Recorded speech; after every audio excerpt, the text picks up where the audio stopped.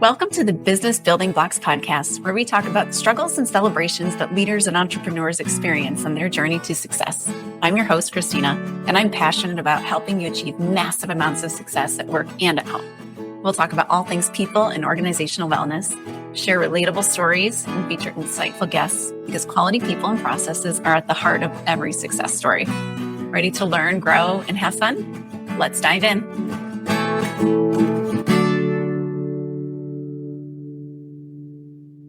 Hello, and welcome to the Business Building Blocks podcast. I'm your host, Kristina Schmitt. Part of being a healthy leader is being able to grow in virtue. So one particular virtue that I think is the most important virtue of all of them, particularly for leaders, and even if you follow Patrick Lencioni, it is for every single team player. And that is the virtue of humility. So you may be thinking to yourself, gosh, humility, doesn't that mean I give up things and I do without and I don't take control? Doesn't that mean that? And I agree that I used to think that when I was working for a large organization, we had attributes we had to rate ourselves against. And one of them was humility. And I would always have to I would rate myself super high because I was very like, oh my gosh, it's always my fault.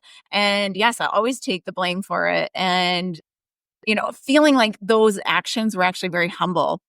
But really what they actually were in a lot of different ways is actually a form of pride because I was almost ashamed and I was almost embarrassed or I was worried what people thought of me. And so this is where we really get to the real definition of it. So C.S. Lewis says it best when he says, humility isn't thinking less of yourself, it is thinking of yourself less.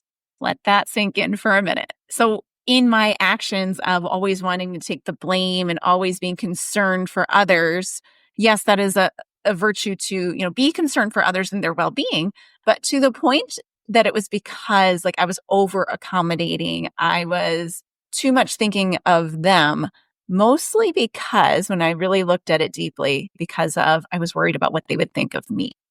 So that is a very prideful way to work and a very rocky ground to put decisions upon or to lead upon or to live your life and build your life upon. So we want to really start dissecting that in ourselves and start to understand first, what is humility?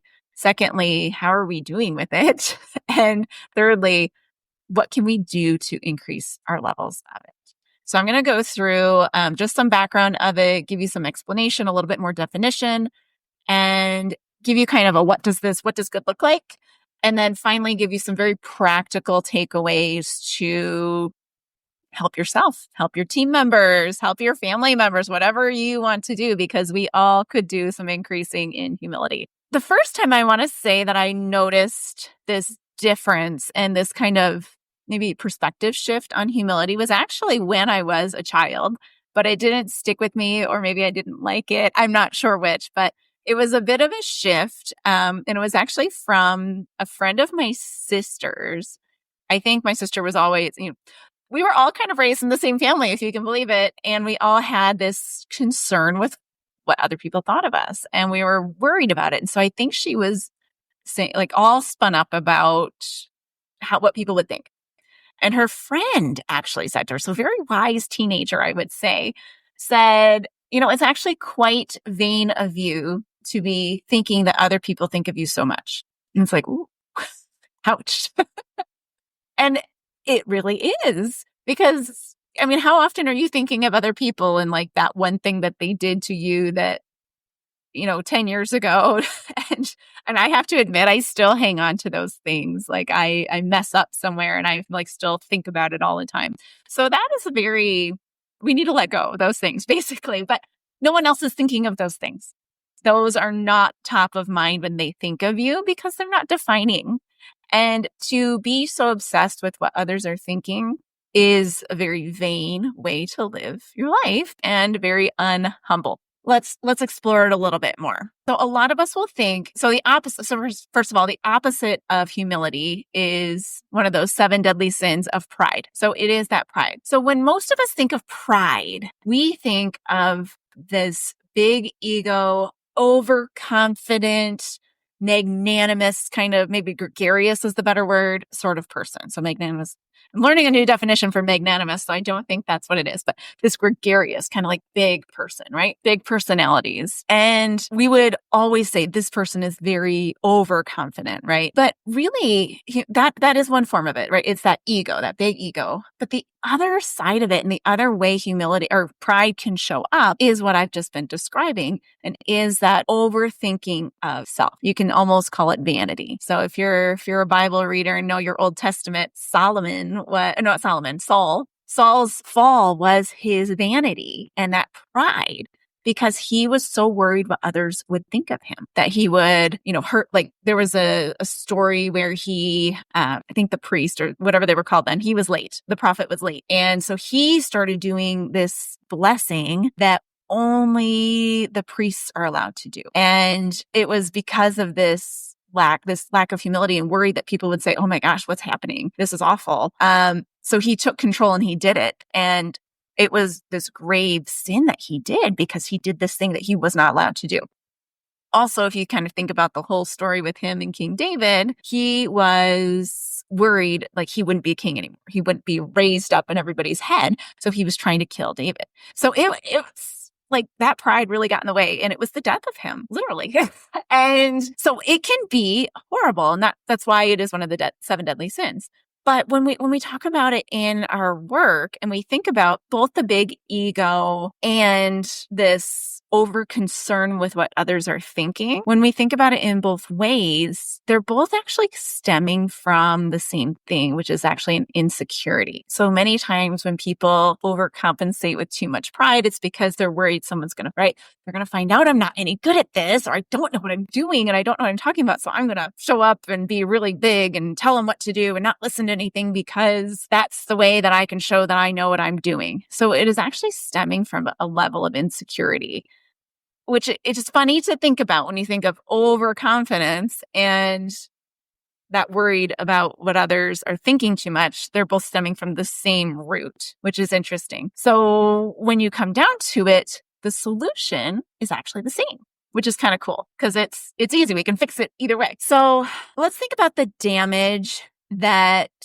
a lack of humility can have on a team, whether it's from the leader or whether it's from a team member. So if you're thinking about it from a leader aspect, somebody who's not humble, they might not be listening to everyone around them. They're, maybe a mistake is happening and they don't want to change directions because that would look shameful to other people. So they're going to have this overconfidence level. So that can be very damaging to the team dynamic and to the team confidence and really the empowerment and engagement of the team, because it's like, well, he's not going to listen to me anyway. I'm going to bring up this problem and no, this person's not going to my leader's not going to listen to me. I keep saying he, it could be a she too, right? But my leader's not going to listen to me anyway. So why would I mention it? Why would I bring it up? Obviously, they don't care.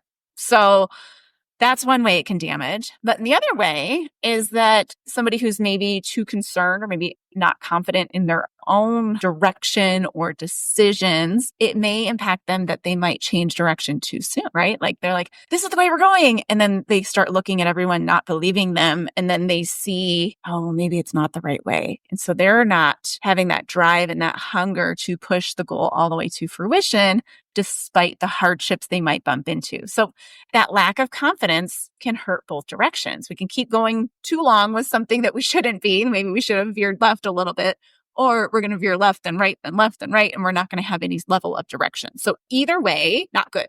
Not going to get us to where we want to be. So let's talk about, well, I'll tell you my personal experience. I was more the second story, right? So I speak a little bit from, my own experiences, that I was always afraid to a level that I was over accommodating to people and over accommodating to the voices that I would hear because I wasn't confident in my ability to have a good idea or to lead the right thing or to lead the right way. A lot of times, reflecting back, I was comparing myself to like all the other people that were doing my job, and they were very different from me. So I was always judging myself and having this like, ooh, I'm not right. Ooh, that's not the same. And so it led to a lot of insecurities, but also I had a lot that I brought forward from my childhood. So we'll find this with so many things, like so many obstacles, so many roadblocks that get in our way of developing or of succeeding or hitting a certain goal. It will stem from a thought that we have that we generated or we formed when we were a child. So, as I mentioned, my sister also struggles with this.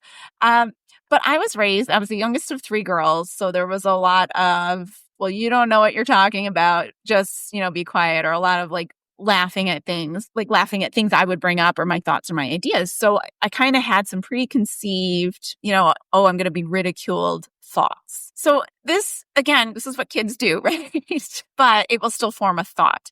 So it's important to try to bring those out. So when we're trying to overcome things, if we don't bring those sort of thoughts out of us, we don't understand them, we're not able to judge whether they're fact or fiction, because not all of our thoughts are true, believe it or not. If we don't really make sure that we understand if it's fact or fiction, then we're always going to be stuck. And being stuck, that's not the path to success. Right? If you're stuck in the snow, you're not going anywhere, right? So we want to continue to move forward. So again, you might be questioning, how can this humble person, this humility, be a successful leader? It still might not feel right. So if you've read the book Good to Great, and I highly recommend it if you haven't, because it is very, very impactful into how you think about things. But he's studied many, many organizations. So he called them kind of top organizations, and he sorted them out on levels of success. And it was a sustained success, so not like an instant success. And what he discovered, and what he kind of boiled it down to, is that the leader is extremely important, which is, if you listen to all my episodes, you've probably heard that, but also that he classified the very successful leaders as a level 5 leader. And they encompassed many, many things, but some of the biggest kind of virtues or characteristics about them were that they were this calm, somewhat reserved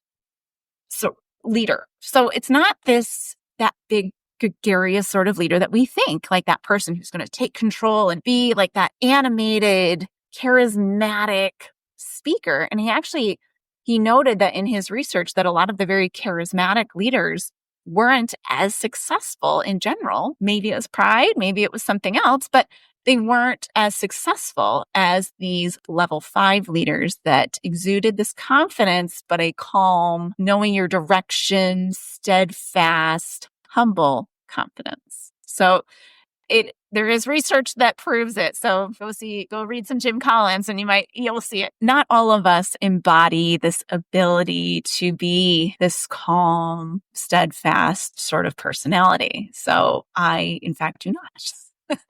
We are all wired a little bit differently, but what we can do is we can increase that confidence, and we can lead with the confidence in our own way by increasing our levels of humility. So humility will help us in every aspect of our lives, because without it, we can't grow, we don't learn, and we stay stuck. So this will help. All right. So what it really looks like, as I've said, that increasing of humility, it actually is an increase of confidence. It's an increase of confidence in yourself, but also in the higher power, so in the Lord, in his plan for us. If you want to hear a little bit more about that, I do have a podcast around hope. So it's a couple podcasts ago. It's called Hope for the New Year, or Hope and Goals, or something like that. But it describes that balance between confidence in self and hard work, and confidence in the Lord and the plan, or the greater power, that there is something wonderful coming. So there is a balance there that this humility embraces, and this humility allows us to have. And so that's a big part of it. It's increasing in that virtue, that general virtue, decreasing on your reliance of yourself. So when we're not humble, when we're very prideful, we will see our successes very much due to us, due to me, because I did it. And our failures may be due to us too, but we might cover them up or we might be worried about them, but everything is due to us. It's not necessarily due to our team. It's not necessarily due to a higher power. It's due to what I did and what my actions were. So being able to say, it wasn't me, it was God, or it wasn't me, it was my team. Those are very humble things that will help us in the long run. So, and it's also increasing that confidence of your team, which allows you to rely on them to do their jobs. So many leaders struggle to delegate. And a lot of it is because they're saying, well, I'm going to do it this way and that's the right way and it has to be done my way. So there are many things we can do about that. We can increase our level of trust in our team members, but we can also develop processes that will enable it to be the proper way to a certain extent. You may have a style, a way of treating customers or clients, or a way of behaving that you can put through in values and processes that you can now gain trust because you know you can trust them to behave in the way that you expect or you want them to. So what are some practical things to do? Because again, we can all work on it. I am still very much trying to grow in my virtue of humility. So we can all grow in it. So these are some practical takeaways for anybody and everybody. But first thing we can do is we can start with some experiment. Okay. So this is actually something that Patrick Lencioni rolls out in his book, Ideal Team Player, where the 3 virtues of an ideal team player are being humble, hungry, and smart. So if you're great read, so have a read through it. But he describes this level of experimentation, which is really just trying on the behavior. So backing up just a little bit, I've talked about this in the past, but I'll reiterate it for this because there's so much around our thoughts that drive our behaviors. So there is a connection between thoughts, behaviors, and results. So there's feelings that are in there in the middle. So we have thoughts that are created when we are young. Those thoughts, they generate a feeling inside of us. And so these feelings that we have are going to really make us act a certain way. So behave a specific way. And when we behave a specific way, we get a certain result. And then those results reinforce or break the thought. So what we want to do, so when we think of this as a circle that all just keeps cycling, we need to disrupt some of them. We realize we can't really disrupt our result because our result is a result of our behavior. So we can't do that. And the feelings are hard because they're generated from the thought. So the thoughts we can change and the behaviors we can change. So this first one is actually driving on the behavior. So we want to experiment and practice behaving in a specific way. And what that will do is it will give us a different result and challenge the thought. So that can be very powerful and very helpful. However, you may need some support in that. So support in making sure your behaviors are actually correct. They're feeling genuine because again, when we try behaviors on, they feel weird and they might look disgenuine to team members, teammates, that sort of thing. So we want to make sure that we maybe get some feedback. Are we being genuine? Is it weird? Are we doing it right? That kind of thing. Or are we acting out of our natural tendencies and doing it the old way, right? So getting some help from your team members, which is a practice in humility right there, whether you're the leader or a team member, it is a big practice in humility to ask for that kind of help. So also another experiment. But you also might need support from your leader and from your coach or a coach because it's hard to behave against those core beliefs, right? Those thoughts that we talked about. So that's method 1. So the idea being we're going to practice this behavior and create a new habit or rewire our brain to rewire the thought that we have to get the more natural tendency to act humble. All right. So that's one way. The second way, this one affects the thoughts and also our spiritual beliefs and spiritual wellness, but pray for it. So they always say when you're struggling with a sin or struggling with something like a 7 deadly sins like pride, to pray for the opposite virtue. So we pray for humility. A very, very powerful, I'm going to say gut-wrenching prayer to do is the litany of humility. So I will leave a link below for a copy of that, but if it's the first time you've ever read it, it will hurt. For a while, I was I was reading it every single day and it hurt less. And I feel I was acting in a more humble fashion when I was doing that. I would like to get back to it because I still struggle quite a bit with my pride and worried about what others are thinking and all of that stuff. So it is so helpful to continue the practice of praying for that level of humility.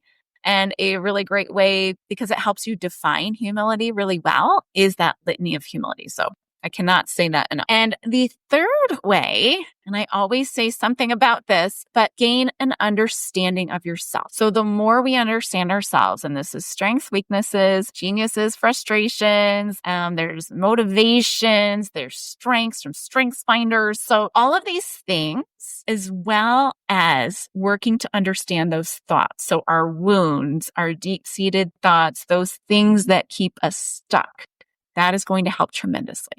So a lot of times what I will actually find is that when you try to do the experiment and you can't, and that's because you need to actually back it up to the thought, because the thought and the feeling that thought creates is so much bigger and more negative to you than the reward that you might get from behaving properly or in a more humble fashion. So, or the way you would like to behave. So we have to sometimes back into those thoughts. So that understanding of yourself, and I found understanding my geniuses and actually more understanding my frustrations to be very freeing in this level of guilt and this level of insecurity that maybe me not behaving in certain ways created. So that level of vanity and pride. So it helped me reduce that vanity, being able to say, these are my frustrations and they're going to be hard and that's okay. And it was almost instant relief. So I cannot stress that enough, understanding that, but you can get a very similar thing from something like the motivation code and understanding what are your top motivators, what are your